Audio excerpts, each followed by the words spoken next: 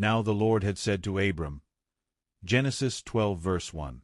Let's start there. Not later. Not after explanations. Not after clarity. No. Because faith always begins where explanations end. Faith is not emotion, it is obedience. There is something dangerous about Abraham's faith. Not emotional, not dramatic, not loud, but quietly obedient. God did not say, Abram, I will explain everything. God said, leave. Leave your country. Leave your people. Leave your father's house. And the Bible says something terrifyingly simple. So Abram departed, as the Lord had spoken to him. Genesis 12 verse 4. That is faith. Not understanding first. Not clarity first. Obedience first. Some of us want faith to feel safe. But biblical faith is a risk backed by revelation. Faith always disrupts comfort. Let me say this clearly. If your faith does not challenge your comfort, it may not be faith. Abraham was not poor. He was not stranded. He was not desperate. God called him out of stability. Because faith does not grow in comfort zones. Faith grows in unfamiliar territory. God didn't tell Abraham where he was going. God told him who was leading him. And that's the test. Do you trust the destination or the voice? Because real faith is not direction-based. It is voice-based. Faith does not need full information. Hebrews tells us, by faith Abraham obeyed when he was called to go out to a place which he would afterward receive as an inheritance. Hebrews 11 verse 8. Notice the language. He obeyed before receiving. He moved before seeing.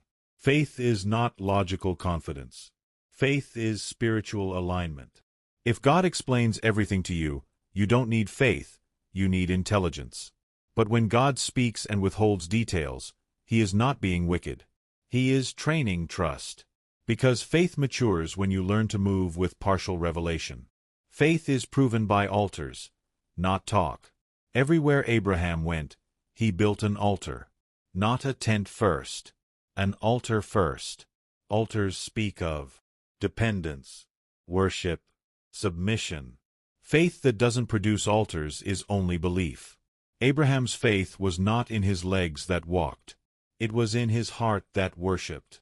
Before God gave him land, Abraham gave God worship. And hear this.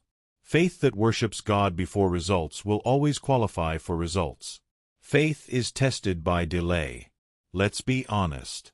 God promised Abraham a son, but years passed. Faith is easy when promises are fresh. Faith becomes heavy when silence stretches. Abraham waited. He aged. His body weakened. And still, God waited. Because sometimes God is not delaying the promise. He is maturing the man. Romans 4 says, against hope, Abraham believed in hope. That means logic failed. Biology failed. Time failed.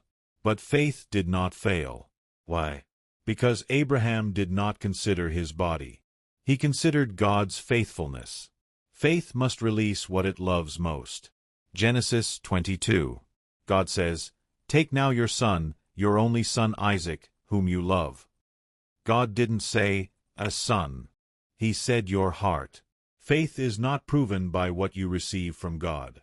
Faith is proven by what you are willing to return to God. And Abraham did not argue. Because when God becomes your source, nothing else can become your idol. And when Abraham lifted the knife, God stopped him. Why? Because faith never ends in loss. It ends in revelation. Now I know that you fear God. Faith reveals God, but it also reveals you. Let me end with this. Abraham's faith was not perfect, but it was persistent. He moved. He trusted. He waited. He released.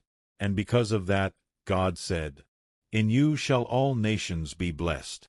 Your obedience today is bigger than your lifetime. Your faith may be the door someone else will walk through.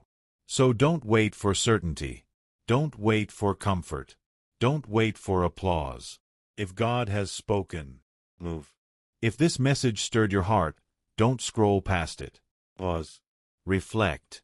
Ask yourself, what is God asking me to leave or trust Him with? If this blessed you, like the video, share it with someone walking by faith, and subscribe for more word-centered teachings.